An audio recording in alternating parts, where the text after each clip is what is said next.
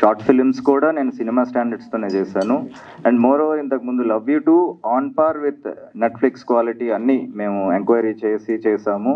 I have that you know what they look for, technically వాళ్ళు ఏం చూస్తారు అనేది తెలుసు. It is completely on par, ఏ మాత్రం కూడా ఓటీటీ స్టాండర్డ్స్కి తగ్గకుండా ఉంటుంది. It's a complete professional output. Okay, all the best. Thank you అండి.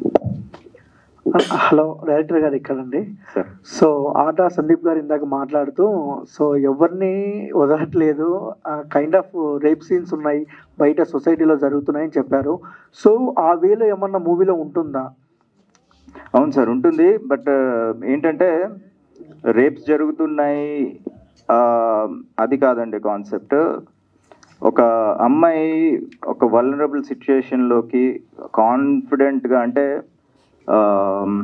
ఐఎమ్ వెల్ సెక్యూర్డ్, నాకు ఎవరు ఏం చేసేది లేదు అని ఒక ప్రొటెక్టివ్ షీల్డ్ నుంచి ఒక అన్ప్రొటెక్టెడ్ ఎన్వైరన్మెంట్లోకి వెళ్ళాక తను పడే కష్టం, తను లాక్ అయ్యి తన సర్వైవల్ డ్రామా ఇదంతా అండి. ఇట్స్ నాట్ లైక్ రేపిస్తున్నారు, రేపులు చేస్తున్నారు, అది కాదు.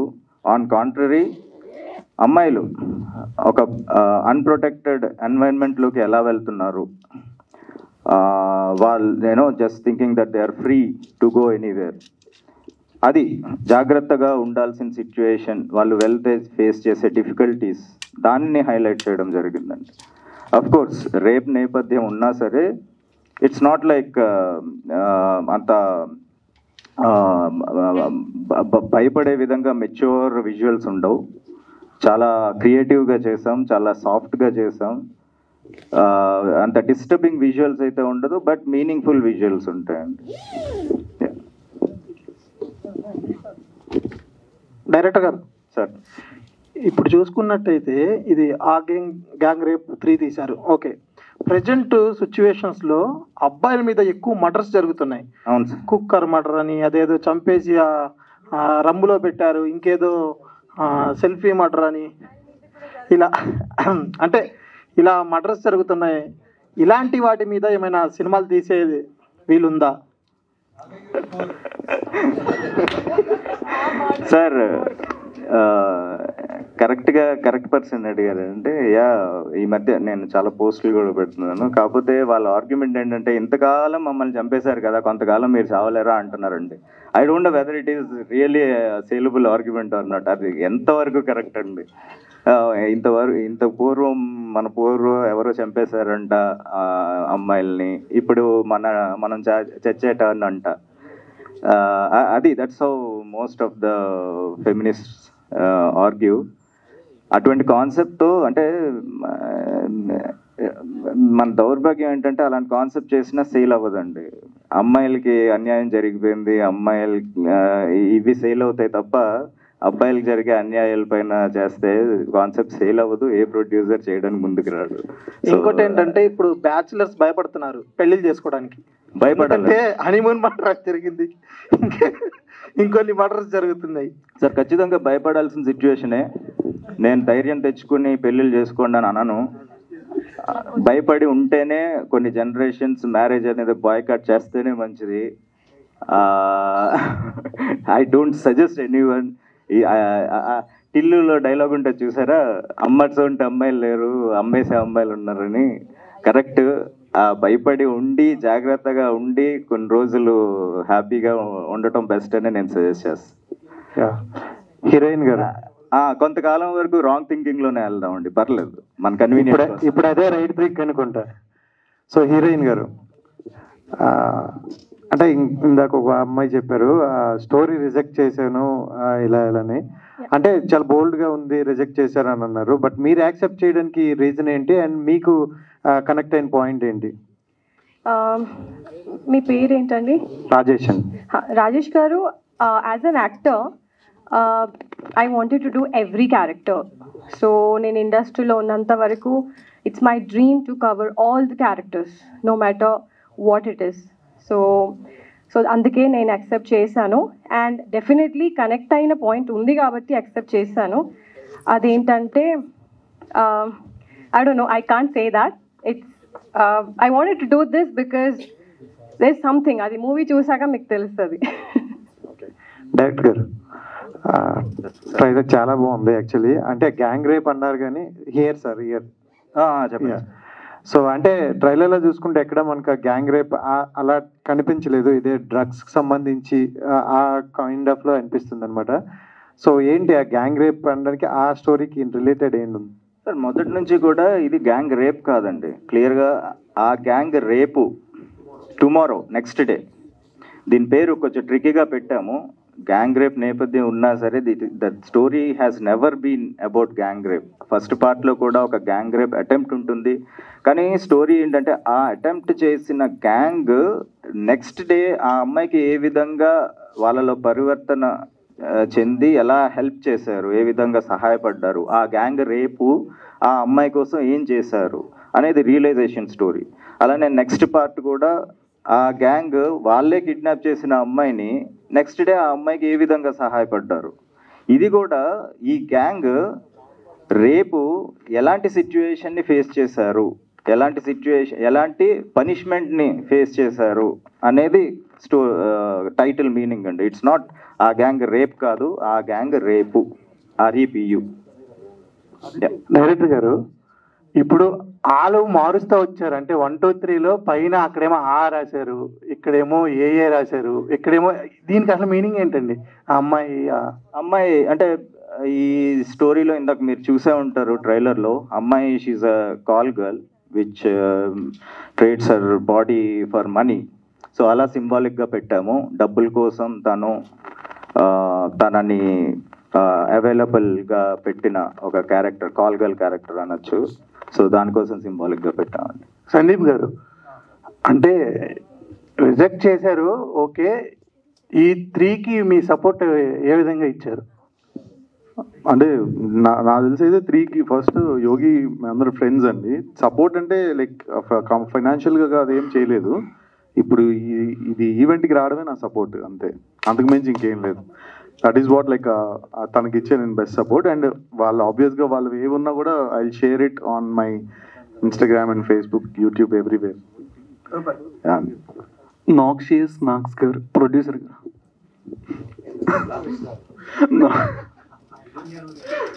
సార్, ఇది అంటే నార్మల్గా దీంట్లో హీరో కన్నా మీరే కొంచెం సైకోలా కనిపిస్తున్నారు. గజనీ సినిమాలో సంజయ్ రాశారు.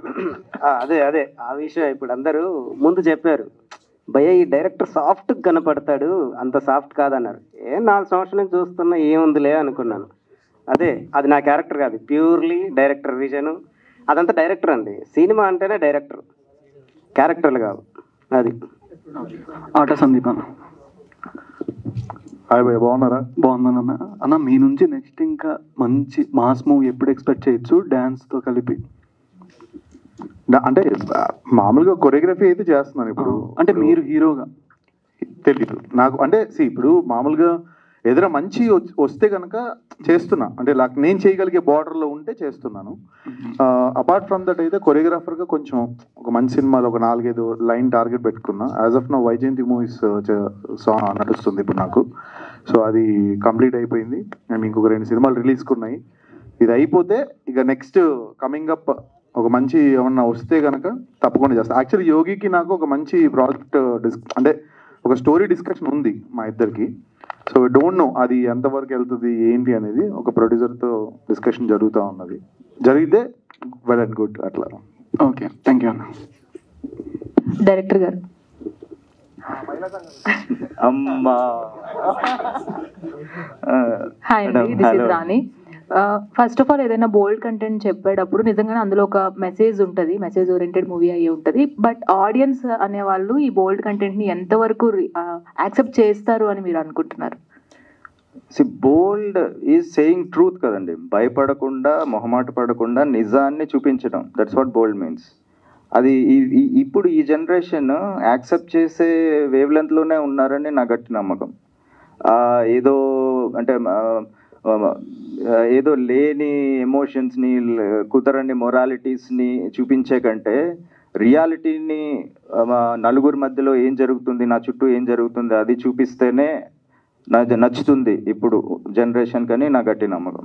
ఎస్, రియాలిటీని యాక్సెప్ట్ చేస్తాము ప్రతి ఒక్కరము. బట్ వై మీరు ఇంతకు ముందు అన్నట్లు రాంగ్ థింకింగ్ అనేది కరెక్ట్ కాదు. ఫర్ ఎగ్జాంపుల్ పక్కనే ఉన్నారు ఆటా సందీప్, ఇన్స్పిరేషనల్ కపుల్ అన్నమాట. వాళ్ళు రీల్స్ చూసుకున్నట్లయితే వాళ్ళిద్దరు మధ్య ఆ ప్రేమ అది కూడా కనిపిస్తుంది. సో ఆ రాంగ్ థింకింగ్ అని తీసేయండి. అతని క్వశ్చన్ కి నేను కంటిన్యూషన్ చేస్తాను. నేను చెప్పిన స్టేట్మెంట్ ఇంతకు ముందు సోలో బాయ్స్ ప్రెస్ మీట్ లో ఆయన ఇచ్చిన స్టేట్మెంట్ నేను కాపీ పేస్ట్ చేశాను. పెళ్లి చేసుకోకూడదు అని. పెళ్లి చేసుకోవద్దు, పెళ్లి చేసుకునే ముందు 10 సార్లు ఆలోచించి జాగ్రత్త దానికి చాలా డిఫరెన్స్ ఉంది. నేనేమంటానంటే ఆ ఆలోచించే లోపల సమయం గడిచిపోద్దని నేను అంటాను. ఇప్పుడు పెళ్లి జరిగేటప్పుడు బేసిక్ గా అవతల సైడ్ మేమిద్దరం ప్రేమించి పెళ్లి చేసుకున్నా, మా ఇంటి సైడ్ వాళ్ళ ఇంటి సైడ్ కూడా నా గురించి బ్యాక్గ్రౌండ్ అంతా తీస్తారు. వాళ్ళ సైడ్ మనం కూడా తెలియకుండా మన పేరెంట్స్ చేస్తారు అవి. సో అది ఆల్రెడీ మనకి ఎగ్జిస్టింగ్ ఉంది. బట్ కొంచెం అమ్మాయిలు అబ్బాయిలు ఎవరికైనా ఇప్పుడు పెళ్లి చేసుకుంటే కనుక జస్ట్ తెలుసుకోండి వాళ్ళ గురించి పర్సనల్గా. 4 రోజులు 2 నెలలు 3 నెలలు డేటింగ్లు కాదు, మినిమం కొద్ది రోజులు వాళ్ళతో జర్నీ చేసి వాళ్ళ క్యారెక్టర్స్ తెలుసుకుని then you go for marriage అని నేను అన్నా. ఓకే, నువ్వు దాన్ని మార్చి ఇంకొకటి, ఆయన మ్యారేజ్ అయినా నా మ్యారేజ్ అయినా మా జనరేషన్ వేరే టైం లైన్ లో జరిగిందండి. మనం మాట్లాడుకుంటుంది ఈ టైం లైన్ గురించి. ఈ ఇప్పుడు అది ఎక్స్పోజ్ అవుతుంది.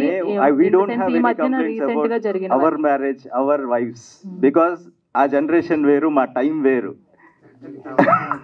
ఇప్పుడు ఉన్న వాళ్ళ గురించి చెప్తున్నాం. ఇప్పుడు ఏం జరుగుతుంది, ఇప్పుడు వాళ్ళు ఎలా ఇప్పుడు లైన్ గా ఇన్సిడెంట్స్ అవి వచ్చినాయి కాబట్టి మీరు పర్టికులర్ గా ఫీమేల్ వర్షన్ చూస్తున్నారు. కానీ ఇంతకు ముందు వరకు ఫీమేల్సే వాళ్ళు ఎఫెక్ట్ అయిన వాళ్ళు చాలా స్టోరీస్ ఉన్నాయి కాబట్టి సో ఒకటే పాత్ లో ఒకటే వేగా ఆలోచించుకోవడం మంచిది. And all the best for this movie అండి. Thank you. ప్రొడ్యూసర్ గారు ఏదో మాట్లాడదాం అనుకుంటున్నారు. యాక్చువల్గా తను పెళ్లి చేసుకోబోయే వాళ్ళని ఆలోచించుకోమన్నాడు కానీ పెళ్లి చేసుకున్న వాళ్ళని విడిపోమని చెప్పలేదండి. వీళ్ళు ఆదర్శ జంట అండి. ఎలా కంపేర్ చేస్తారండి మీరు? అలా కాదు, మీరు చెప్పండి ప్రొడ్యూసర్ గారు, పెళ్లి చేసుకోవాలా వద్దా అంటే ఏం చెప్తారు? సభ్య సమాధానం చెప్పంతే ఎవరు వినరండి మనం చెప్పిన. మీరు పర్సనల్స్ అంతే. ఇంకా సందీప్ లాంటి వాళ్ళని చూసినప్పుడు అబ్బో నేను పెళ్లి చేసుకోవాలి, అరే నాకెందుకు ఫిట్టింగ్ పెడతారండి మీరు? కాదండి, సందీప్ లాంటి వాళ్ళ ఆదర్శ దంపతులు చూసినప్పుడు పెళ్లి చేసుకోవాలనిపిస్తుంది. అయ్యో వాళ్ళు ఆల్వేస్ ఇన్స్పిరేషనల్ అండి. That is what. సో అందరికి ఏం చెప్తానంటే జరిగే ఇన్సిడెంట్లను చూస్తూ కాదు, ఇలాంటి ఆదర్శ దంపతులను చూస్తూ అలా ఎలా ఉండాలో అని నేర్చుకొని అలా పెళ్లి చేసుకోండి, అలా చేసుకోండి అని చెప్తాను. హీరోయిన్ గారు ఇట్స్ యా. సో మూవీలో సమ్ కాల్గల్ క్యారెక్టర్ చేస్తున్నారు, సమ్ స్ట్రాంగ్ బోల్డ్ క్యారెక్టర్ అనుకోవచ్చు. సో అంటే ఇప్పుడు ఇదివరకు మనం చేసుకుంటే అనుష్క శెట్టి చేశారు, సో జ్యోతి చేశారు, ఐ మీన్ చాలా జ్యోతిలక్ష్మి మూవీలో చేశారు. సో అంటే ఆ స్ట్రాంగ్ క్యారెక్టర్ చేయాలంటే కొంచెం సంథింగ్ రీసెర్చ్ చేయాలి.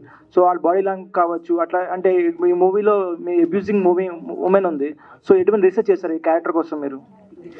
యా, డెఫినెట్లీ కొన్ని రెఫరెన్సెస్ చూస్తాను. అంటే మామూలుగా I keep watching content oriented movies and all కదా, సో ఆబ్వియస్లీ చూసాను. అండ్ యోగి గారు కూడా కొన్ని చెప్పారు రెఫరెన్సెస్, అండ్ కొన్ని చెప్పారు కూడా, ఎక్స్ప్లెయిన్ చేశారు కూడా.